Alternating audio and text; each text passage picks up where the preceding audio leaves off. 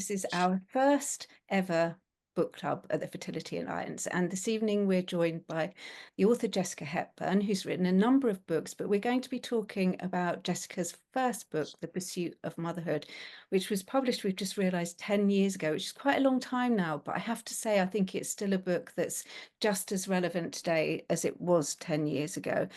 And I'm going to start by asking Jessica a few questions. And then as we go forward, if other people have questions, you can put them in the chat and we'll put them to Jessica.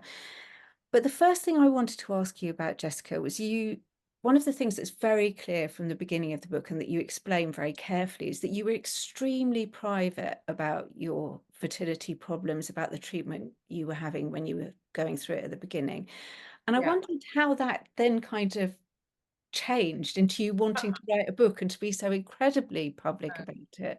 I know. I mean, it was kind of like from one extreme to the other, actually, Kate. Yeah, I went from not telling anyone, and by that I mean like my closest family and friends, let alone colleagues. I just didn't tell anyone.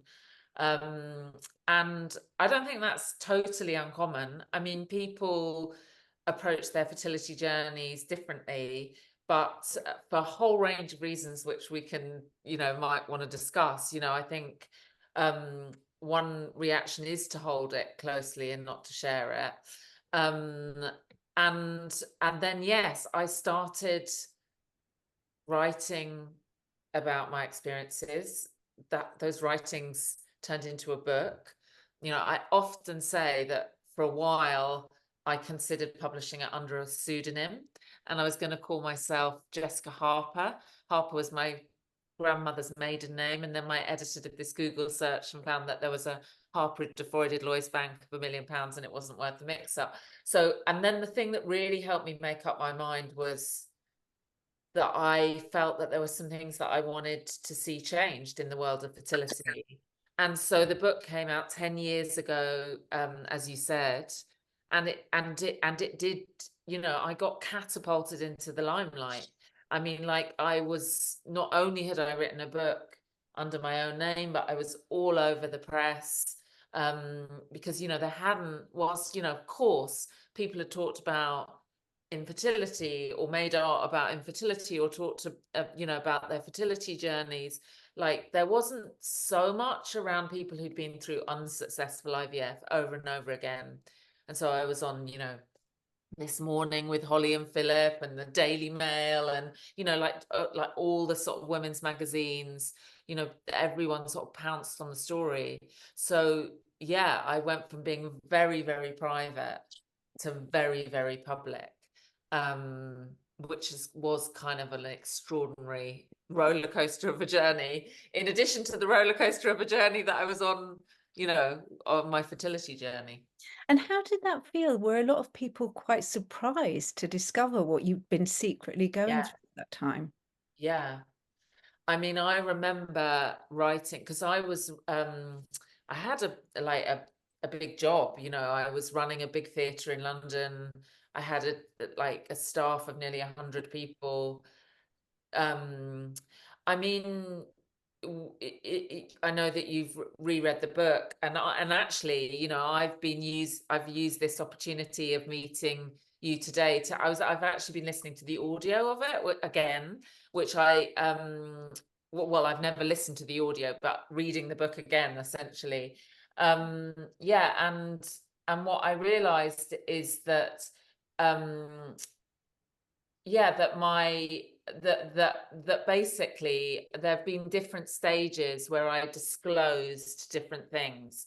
And so when I had my ectopic pregnancy, and I got rushed into hospital, and I think that was the first point, really, probably when anyone in my work environment knew. I mean, there was just no hiding that I was in hospital. That was one moment. But then with the book coming out, I always remember like writing this email to all staff saying, oh, the very first thing I did was I did an article in Grazia magazine.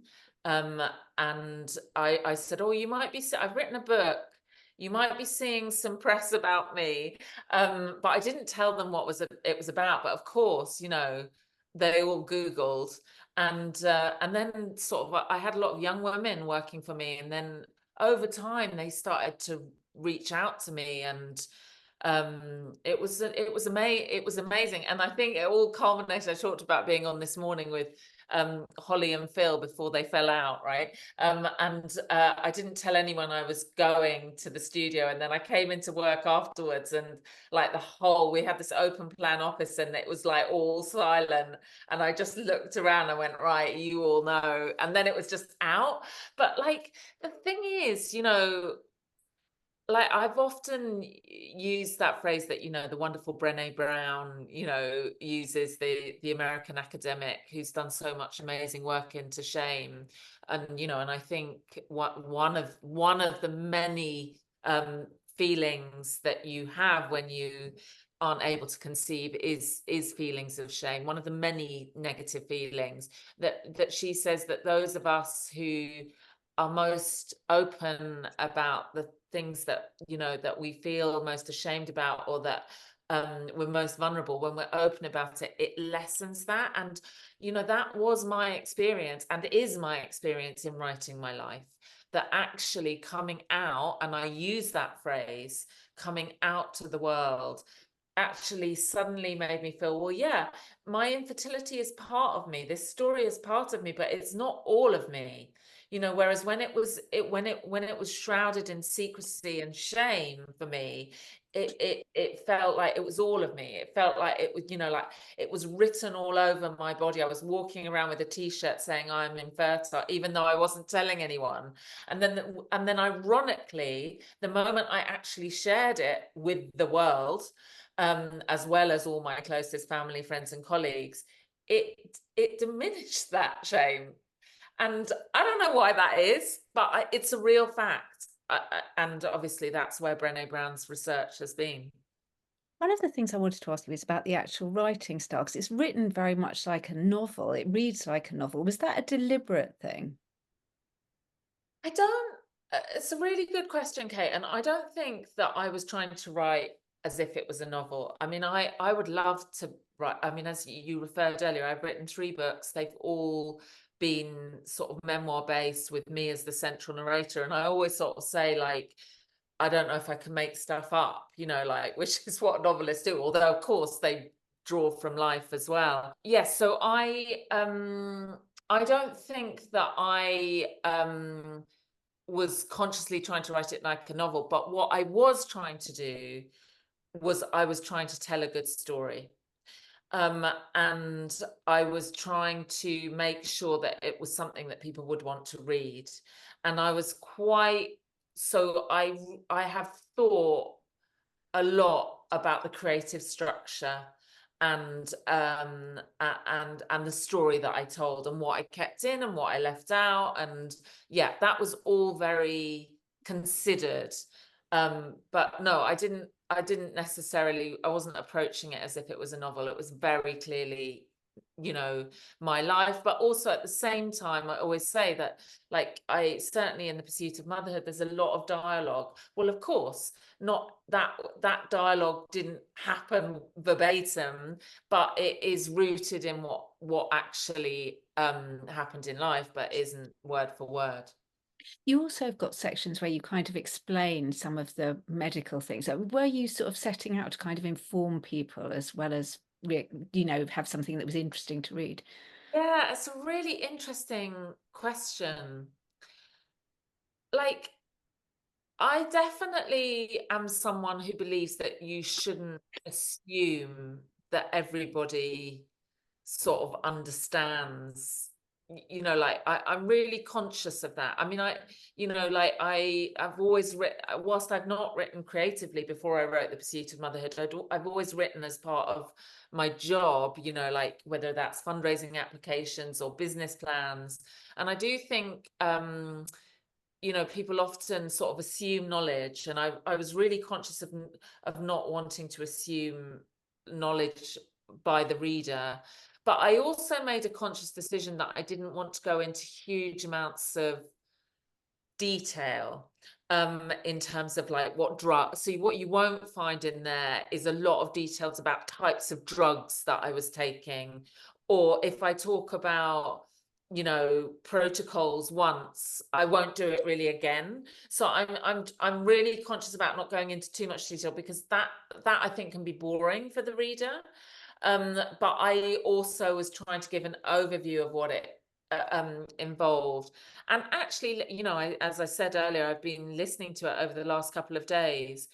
I was quite impressed, even if I say so myself, about like, you know, like how it is quite informative if you don't know, how human beings conceive, or you don't know what going through IVF is about. Like, it is actually quite a good manual for that. Yeah, but I wasn't necessarily trying to write that.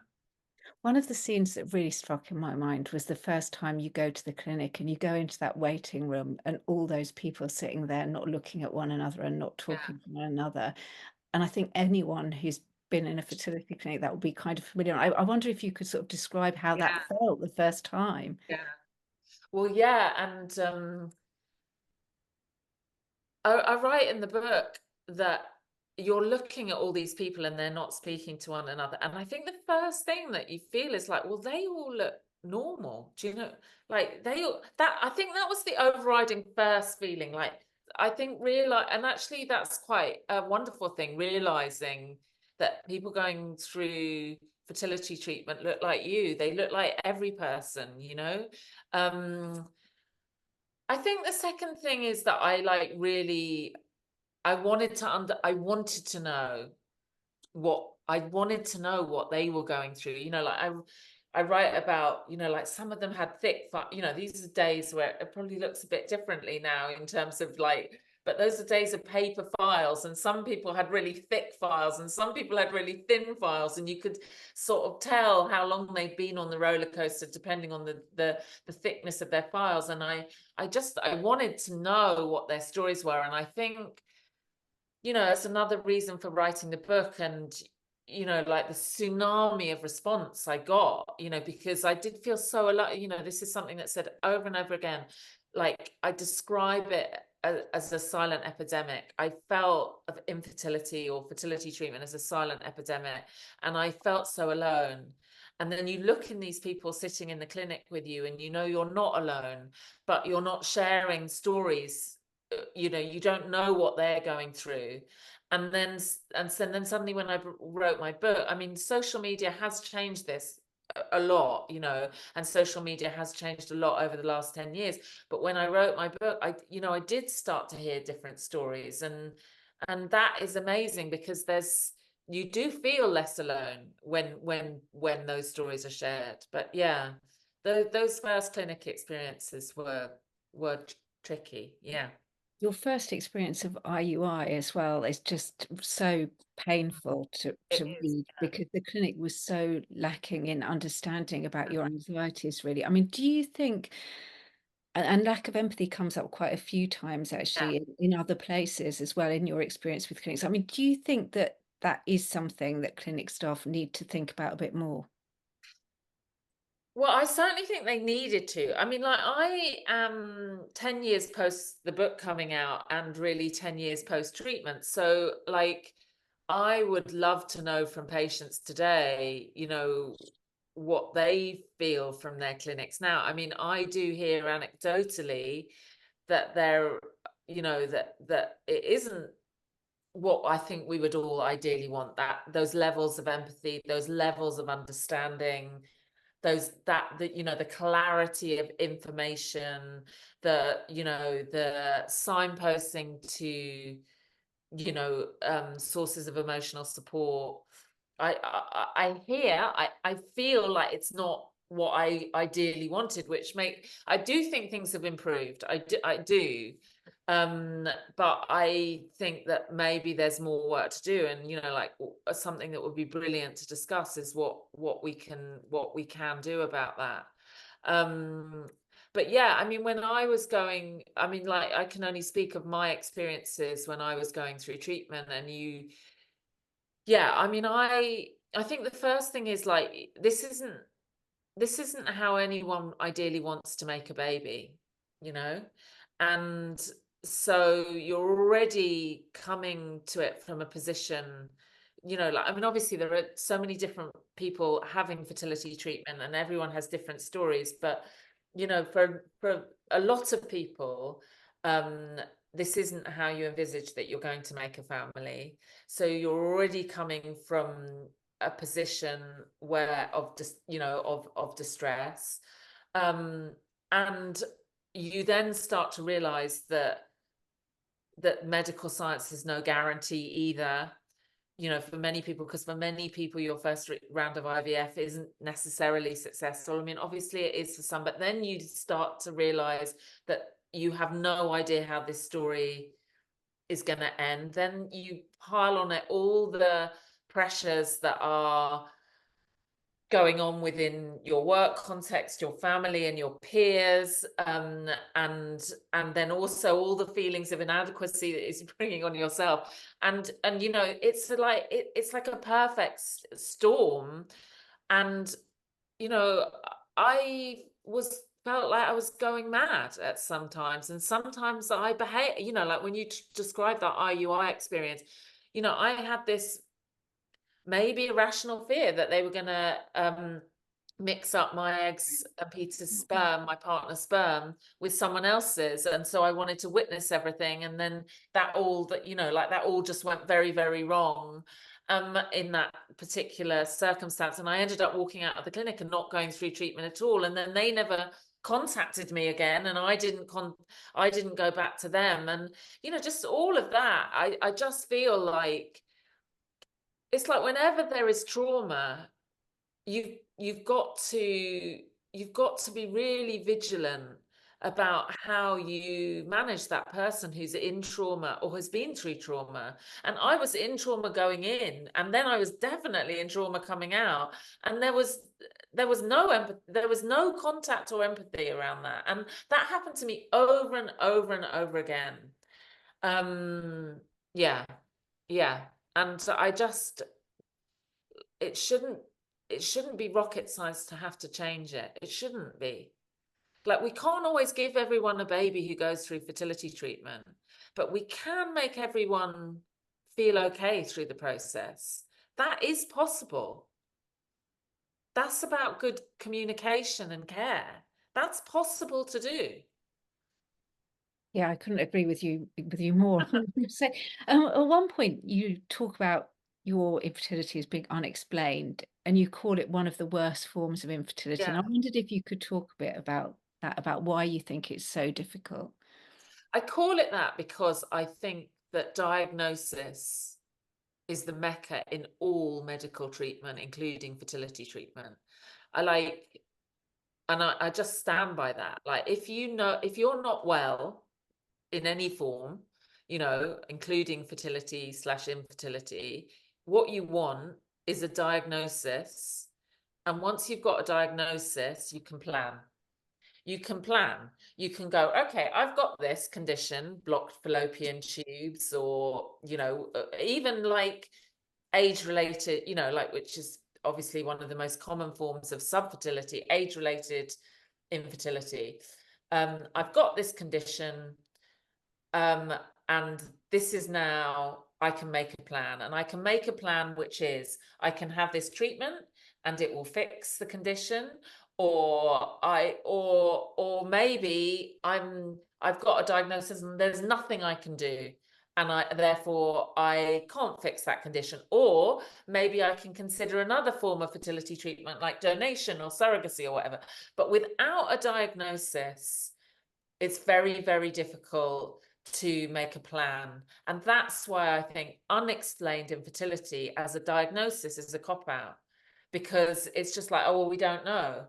And then what do you do with that?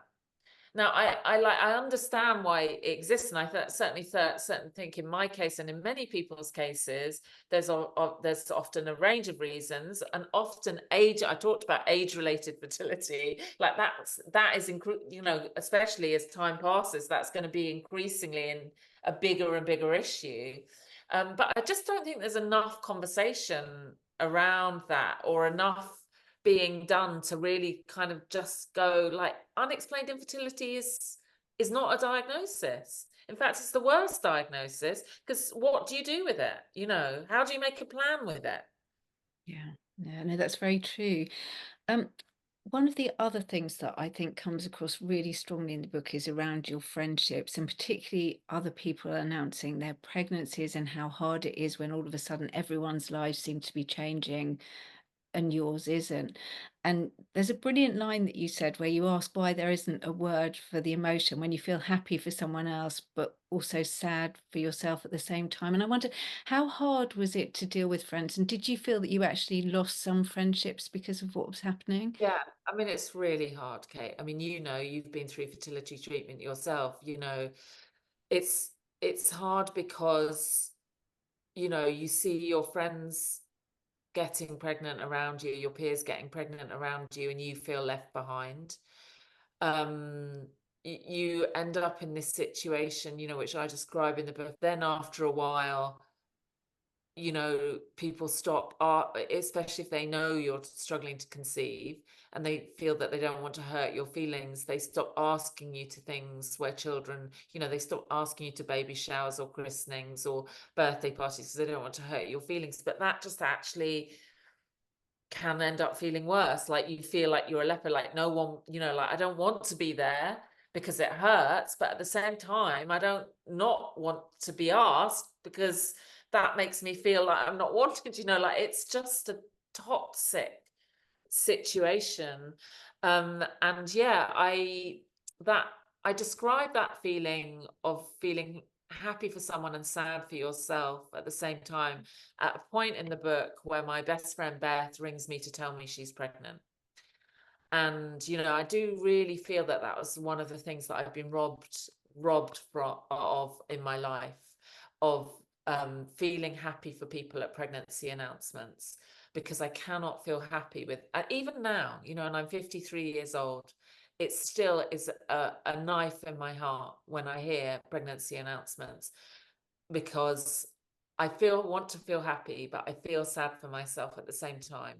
And that's one of the cruelest things, that joy for someone else has been taken away. And I wish there was a word.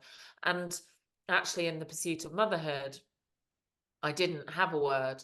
I just described that feeling. And I've now realized it is a real feeling, because so many people have said that they feel it too. And then by my third book, I've named it and I call it Melanjoy.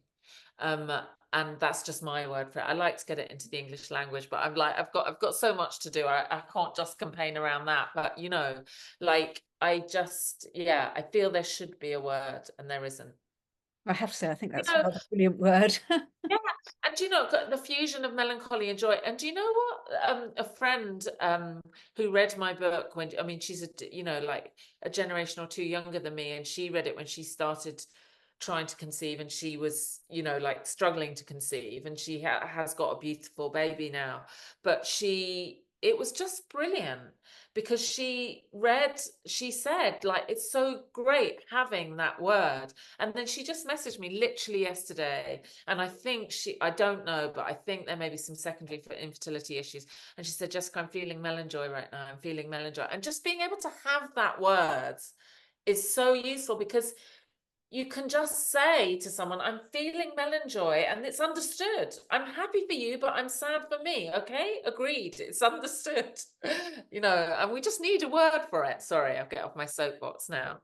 It's okay. I like that word very much. I wanted to move on to the IVF process. You describe it at one point as being like a series of hurdles Yeah. and a series of barriers to get over. And I wondered, did it feel like that every time? Did it change at all with the number of times you went through it, or was it always that series of hurdles? I think it's always a series of hurdles. I mean, that I describe it as the 100-meter hurdle race in the book, you know, like, because you do go through these very, well, I did. I mean, like, you tell me whether you did, and whether you know, I just always say that, like, I think the first round of IVF is the best, because you're innocent, right? Innocent as cherubs. And then the more rounds you go through, you know, like, you develop these obsessions, right? Which which you can't help it, which is like first obsession, how many follicles are developing, how many follicles, like when you're being scanned, how many follicles have I got? Like, because that's your first sign, like, how's this cycle going, right? And then when you get to egg collection, right, follicles is irrelevant at that point, gone, that hurdle's crossed. How many eggs? How many eggs? And like as I've been listening to the book, like I get to the point later in the book, it's like, I'm not going to ask. But, like for a long time, it's like the first thing you were, and then you see the woman in the bed next to you and she asks the same thing as well. And, you're all going through that. Then it doesn't matter about eggs. How many's fertilized? How many, right. Those two hurdles are gone. How many fertilized? How many fertilized? And so it is like this series of hurdles that you have to cross, and once you've crossed one, then it doesn't matter anymore, and you're getting closer to that finishing line. And obviously the finishing line is, and you go through the terrible 2-week wait. And I think this is one of the reasons, Kate, where the book like stands the test of time, because these are still the things that everyone has to go through. Even though medical science is advancing, none of that is really changing, right? You have to go, once your embryos are put back into your womb, you then have to go through this period, which is the 2-week wait, to see whether they've implanted, and you do the pregnancy test. And then I think it's the pregnancy test is the final hurdle. Like, is it? I mean, of course, it then isn't the final hurdle if you're pregnant, because then you've got a whole series of new hurdles to get to term. But like in terms of the IVF process, the the the pregnancy test is the final hurdle. And I also, what's really extraordinary at that moment, for me anyway, as I remember it, is like, you want to know the answer, but there's a moment where you don't, because actually you suddenly realize, well, if the answer isn't what I want it to be, then there's no hope now. So you realize that in all the other hurdles you've crossed, there's been hope. And then you cross the hurdle and you go on to your next cycle of hope, hoping for the best. And then there's that final hurdle, after which there is either a positive test or the end of hope. Yeah. So I do think it serves as a good analogy. It does. One of the other things, and you were just kind of slightly alluding to that a little bit, that I wanted to ask you about, was about those feelings of anger. And one of the things that I think Yeah. is really unique about your book is that you're very, very honest about how angry you feel. And it's almost one of the emotions of fertility problems that we don't like to talk about. And I wonder what you felt about that. Yeah. Yeah. I mean, anger is not an emotion that I feel massively comfortable with, and I don't like it. But I can see two things when I'm really listening to the book, is that I can see when the anger really bubbled up. There's a moment where it really bubbles up with my clinician at the time. Um, And interestingly, Kate, there's been this amazing play, A Child of Science, that's just been on at the Bristol Old Vic with patient 38, who I actually feel who was part of those original clinical trials around IVF. And she went through multiple rounds, and she has a moment where she gets very angry when the clinician is saying, like, we can't carry on with this anymore. But what I've also realized is, and I do feel this in life generally, is that behind that anger is sadness. Behind the anger is the sadness. And the anger is just a symptom of the sadness, that this is not working, this is out of your control. How you can't imagine what you've got to, it's shattering. It's trauma in its most extreme, because it shatters your world and you have to rebuild from there when it doesn't work.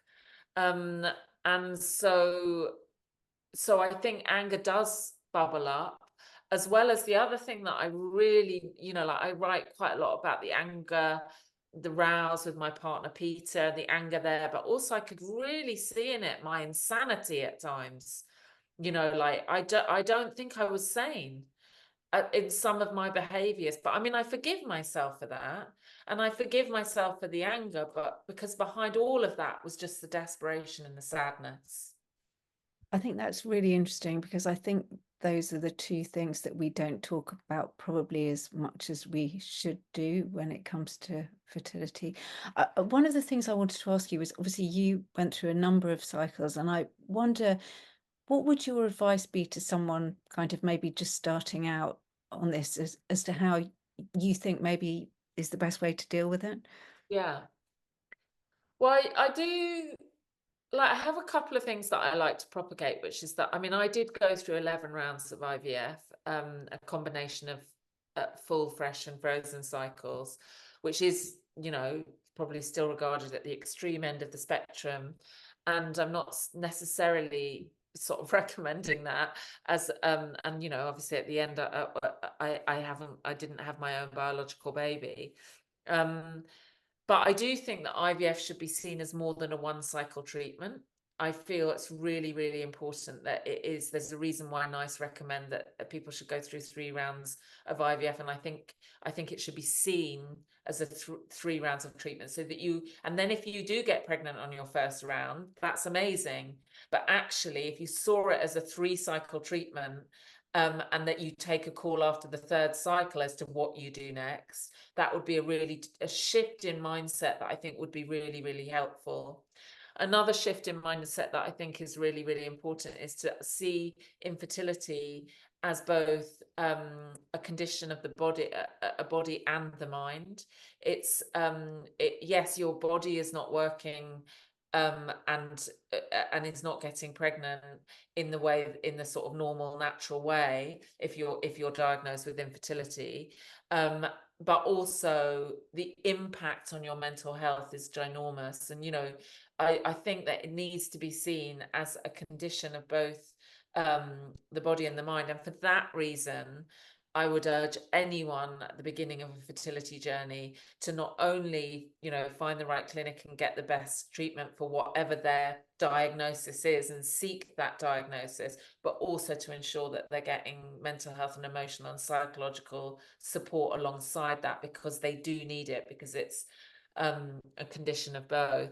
And then I would say, just in terms of like finding the right clinic, finding the right treatment, and you have to become an expert in your own body. You have to do the research. You have to, like, find out as much as you can and make the decisions for yourself often. And I would say around that, because obviously I know this is something that you do a lot of work in. There are millions of people out there who will offer you millions of cures and treatments, some of which, you know, um, it, are traditional and accepted, and some might be at the other end of the spectrum and haven't undergone randomized controlled trials, or people might think aren't particularly good. But like, at the end of the day, you need to make the decision for you. And you need to, if you can, tune into your instinct and listen to what your instinct is saying.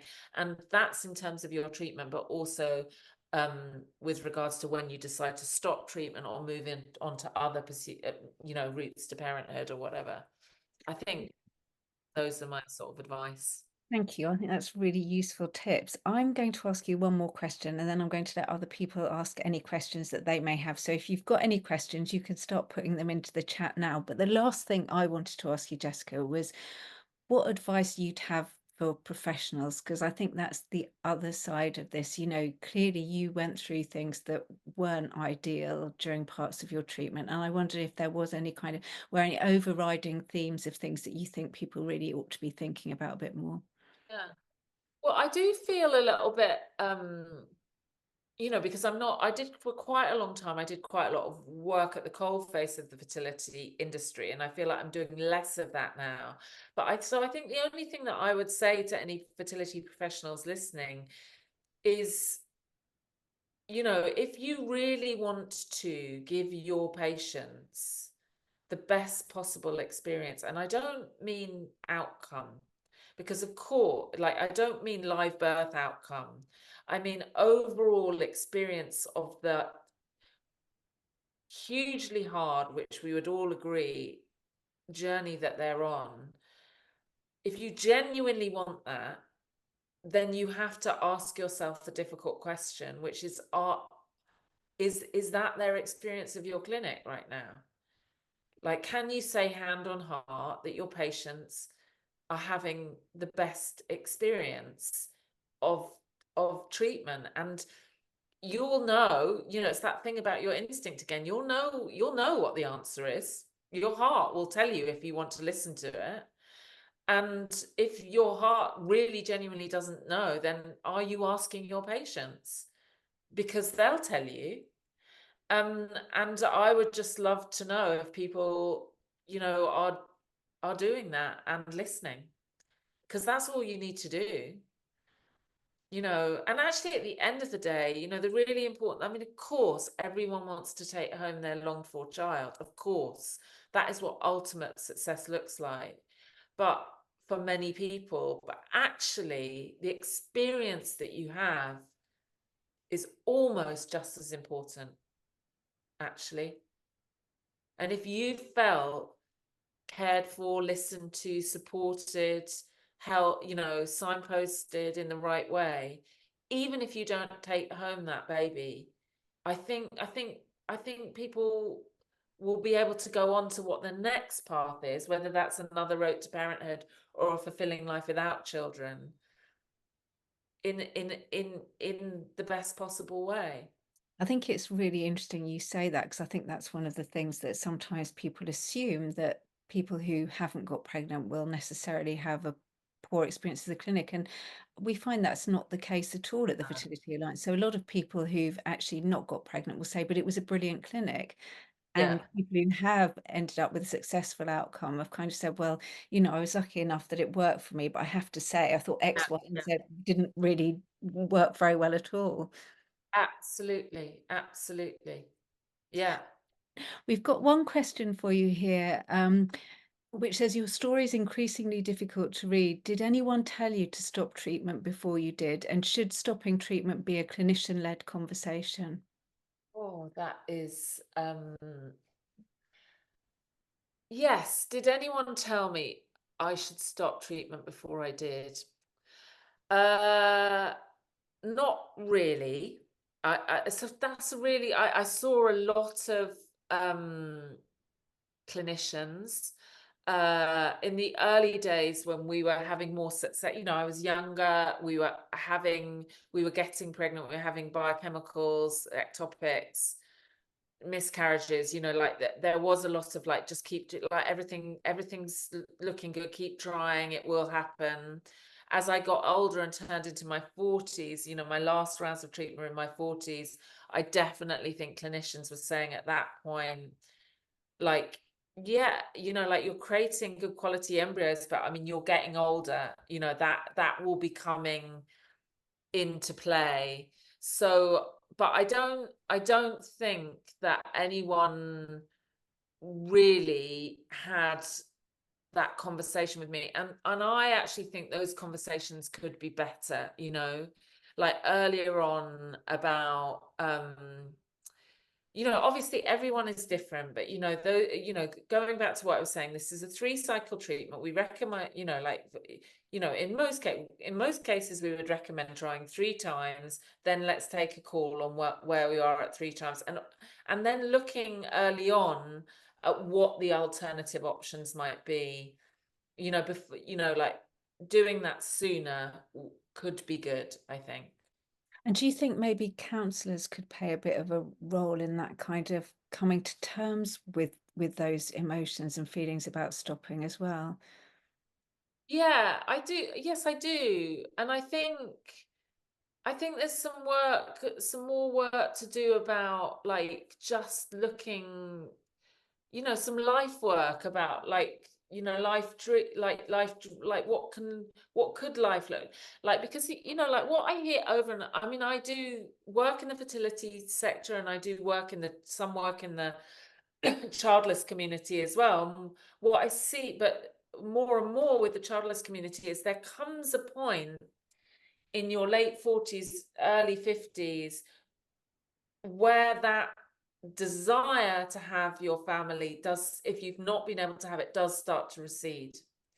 And you have to do the work to find an alternative purpose in the world.